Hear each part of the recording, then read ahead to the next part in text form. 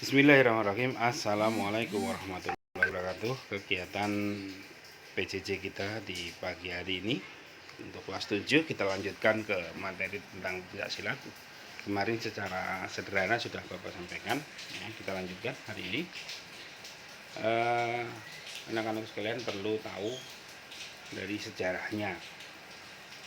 Jadi nanti di buku catatan itu ada sejarahnya.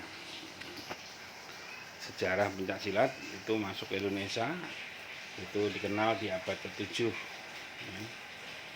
Di abad ke-7 ketika terus kita tahun 700 kalau ya 700 saya 700 itu di zamannya kerajaan dulu kita sudah mengenal namanya pencaksilat. Masing-masing wilayah Indonesia memiliki ciri khas ya, ciri khas gerakan.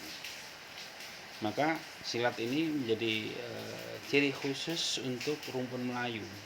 Kamu lihat mulai dari Sumatera Barat itu terkenal sekali ya, ada tarian-tarian, semua tarian-tarian hampir menggunakan gerakan-gerakan pencak silat. Kemudian di Betawi ada silat cingkrik, itu juga gerakan-gerakan dalam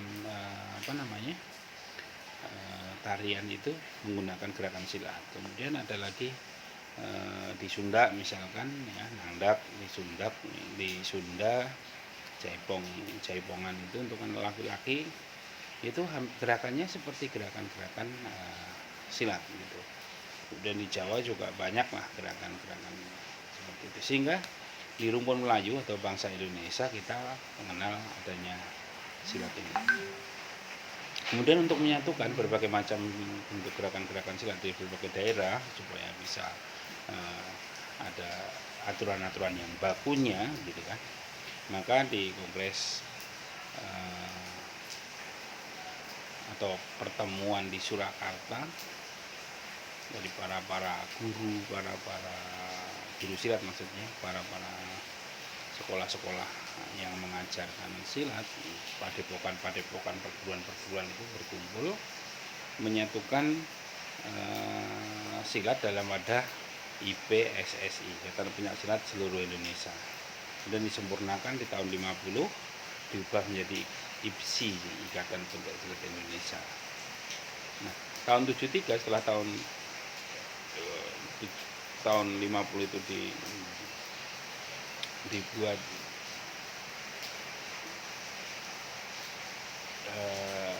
IPSSI, kemudian di tahun 73 sudah secara disempurnakan jadi IPSI, kemudian dipertandingkan resmi di PON ke-8 di Jakarta 11 Maret ya, tahun 80 ya, 73 resmi dibuat organisasinya, tahun 80 atau 7 tahun berikutnya sudah dipertandingkan. Itu secara sejarahnya singkatnya. Sehingga kesimpulannya bahwa pencaksilat adalah cabang bela diri yang mengedepankan nilai seni ya, Ulang, bahwa pencaksilat adalah cabang bela diri yang lebih mengedepankan nilai-nilai seni. Berikutnya, prinsip dalam pencaksilat itu ada 4 prinsip. Yang pertama, bahwa dalam pencaksilat itu tidak diperkenankan untuk tujuan mencelakai baik diri sendiri maupun mencelakai orang lain. Jadi tidak diperkenankan dalam pencaksilat itu melukai. Prinsip yang kedua, tidak boleh memancing keributan, membuat huru-hara, memancing kericuan. Yang ketiga,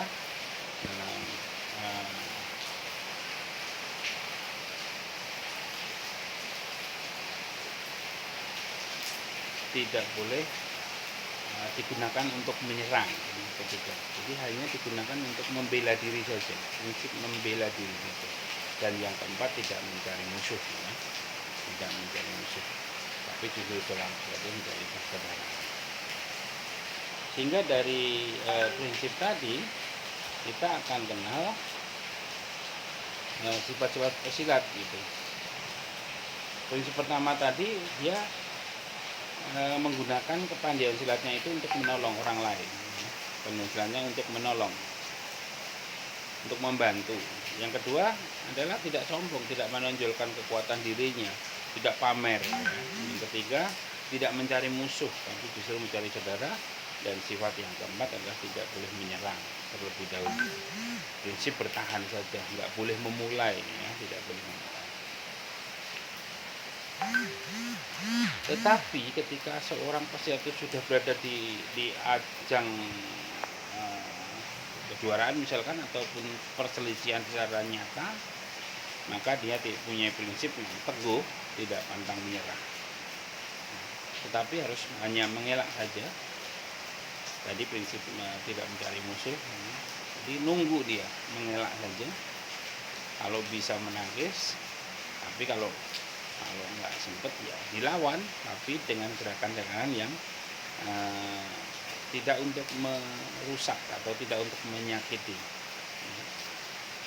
Seorang pesilat itu lebih bisa menunjukkan kehebatan pesilatnya apabila dia tidak menyakiti orang lain, tapi orang lain itu kalah. Gimana caranya? Ya dengan teknik-teknik yang indah, gitu. Seni bahkan. Berikutnya adalah fungsi dari pencak silat untuk seni. Ada 3 hal yang menjadi keseimbangan. Ada wirama. Jadi silat itu berirama menggunakan musik, menggunakan alunan musik seirama dengan lantunan musik misalkan. Seperti contohnya di Padang itu kita kenal, silat Padang itu dengan musik, diiringi musik. Kemudian di Betawi juga seperti itu. Kemudian yang prinsip yang kedua, ya, fungsi wirama tadi sesuai dengan wirama, kan fungsi yang kedua adalah wirasa. Wirasa itu dirasakan, menghujam ke dalam jiwanya seorang pesilat gitu. Jadi dapat dirasakan gitu. Gerakannya itu dapat dirasakan, sehingga nanti ada gerakan di wirasa ini yang bisa mengobati dirinya sendiri, bisa membuat dirinya sendiri lebih sugar dengan sebuah gerakan.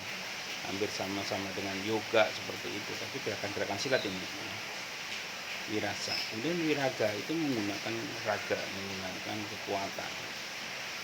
Jadi wirasa itu juga tergantung dari hati, ya. Jadi seorang pesilat misalkan tidak merasa tadi sombong, kemudian merasa iba, kasihan, ya, tidak untuk menyakiti, itu masuk ke wirasa. Jadi ada wirama, ada wirasa dan wiraga, menggunakan raga itu fisik, ya. Maka adanya wirama, wirasa dan wiraga tadi, pencak silat itu gerakan-gerakan menendang, gerakan memukul itu diperhalus seolah-olah gerakan itu sangat halus, berirama, memiliki rasa kemanusiaan, menggunakan raga, tapi seperti gerakan tari. Jadi diselaraskan, diseimbangkan, ya. Diseimbangkan, gerakan itu menjadi gerakan yang indah.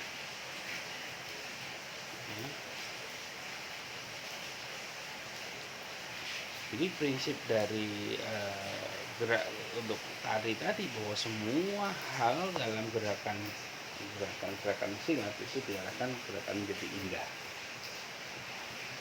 seperti halnya tari. Tapi dalam hal bela diri bahwa pencak silat itu menggunakan semua bagian tubuh. Jadi semua bagian tubuh dari ujung kaki sampai dengan ujung rambut ini bisa menjadi media atau sarana untuk membuat pertahanan diri, gitu. Membuat pertahanan diri. Berikutnya adalah silat itu dilakukan dengan tangan kosong maupun dengan persenjataan. Jadi ada freestyle menggunakan senjata dalam pencak silat itu dipertandingkan. Ada yang gerakan tanpa senjata, ada yang gerakan dengan senjata. Kemudian semua hal yang ada di lingkungan alam ini bisa membantu gerakan tadi, karena ada keselarasan keindahan tadi. Jadi tidak terbatas pada persenjataan untuk mematikan saja, bahwa dalam pencak silat itu bisa menggunakan semua hal yang ada di lingkungan kita menjadi lebih indah, gitu ya. Contohnya ada payung, ada ikat pinggang, itu bisa digunakan dalam gerakan silat. Kemudian di bidang pendidikan, bahwa pendidikan kenapa sih diajarkan di bidang pendidikan? Supaya siswa itu memiliki kemampuan, keterampilan, dan kemantapan dalam mempertahankan diri, ya, dalam mempertahankan diri, dalam membela diri. Kemudian teknik-teknik dasarnya, ya, ada teknik dasar pukulan. Pukulan ini adalah sebuah mukul, itu identik dengan serangan pakai tangan kosong, ya, tangan kosong,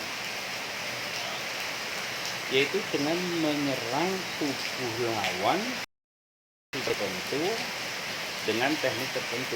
Jadi kita pukul tidak sembarangan gitu.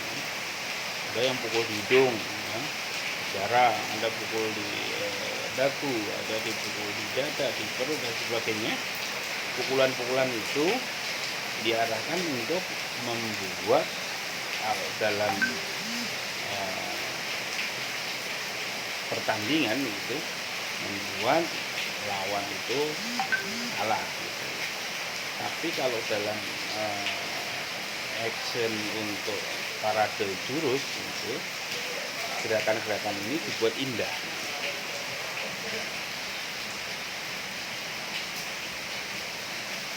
Ada memukul ke depan atau pukulan depan, ada pukulan sangkal atau bandul.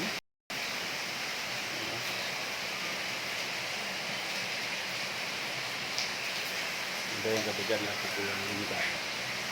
Yang keempat pukulan samping. Nah, ini harus kalian cari sendiri materinya, tolong jelaskan, karena nanti nggak sampai detail seperti itu, ya.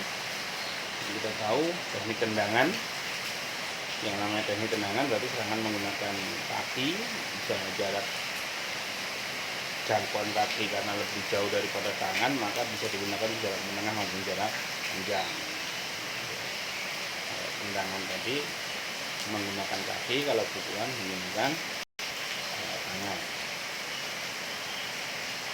Ada tendangan, macam-macam tendangan, ada tendangan lurus, ada tendangan sabit, ada tendangan T, ada tendangan jejak, ada tendangan belakang, ada gajul.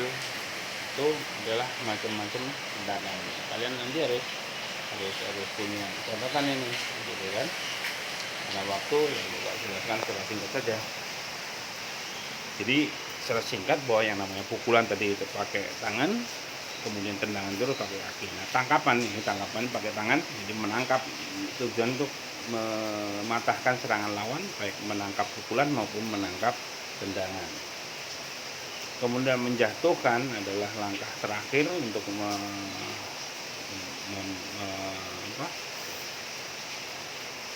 untuk bisa mengalahkan lawan, yaitu dengan lawan itu dijatuhkan. Bisa menjatuhkan lawan itu ada bisa menggunakan tangan, menggunakan kaki, maka ada gerakan namanya sapuan, ya. Sapuan itu menendang bagian kaki sehingga dia rebah. Ada yang namanya guntingan, ada pesetan, semua menggunakan kaki. Jadi di dalam teknik jatuhan ini adalah prinsipnya adalah mematahkan atau menonaktifkan tumpuan kaki atau mematahkan tumpuan kaki dari lawan. Jadi dia tidak akan bisa berdiri tegak, dan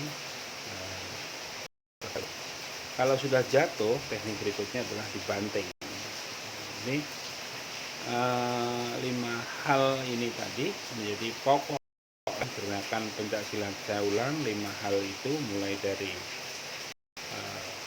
yang pertama di pukulan menggunakan kemudian tendangan menggunakan kaki, Kalau dipukul, ditendang, dan yang ketiga adalah ditangkap tangannya, kakinya. Kalau sudah tertangkap maka dijatuhkan. Kalau sudah jatuh, yang terakhir adalah dibanting. Nah, itu 5 prinsip ini mengalir begitu saja.